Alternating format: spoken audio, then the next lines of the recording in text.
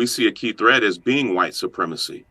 That there was a viral video, I just posted it from yesterday, of a singer who was singing to the Israeli military just 2 days ago.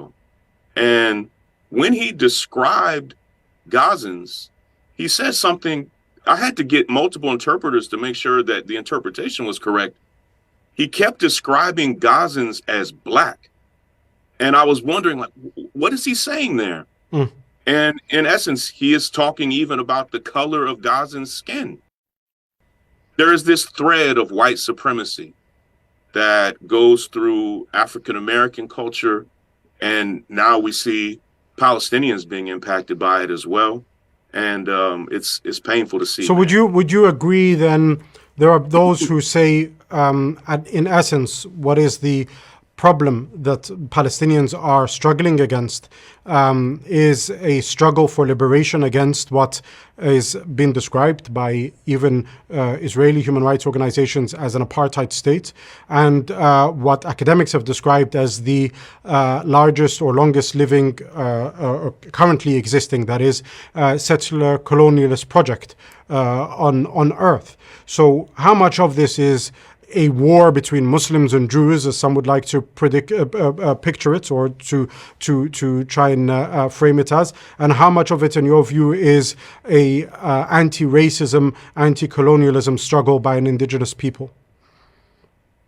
Thank you for that question. You know, one of my favorite leaders is a man named Ken Roth, who just retired as the CEO of Human Rights Watch. And and he's Jewish. He's a Jewish American. And Ken led that organization for nearly 30 years.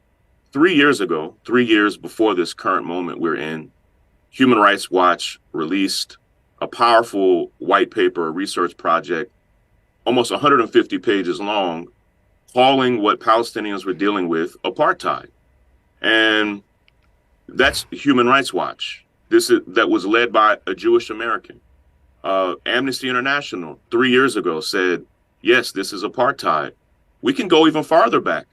Almost 20 years ago, American President Jimmy Carter, who had traveled there and been there, said, this is apartheid.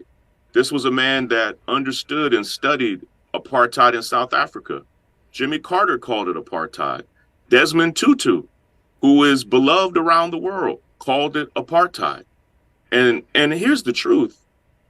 Just calling it apartheid alone isn't even sufficient. It is apartheid. It is settler colonialism. And these phrases that we're using, these are phrases being used by the leading, most mainstream human rights organizations in the world. Mainstream scholars and researchers say, this is what this is. Now, we've had to add on top of this ethnic cleansing, genocide, war crimes.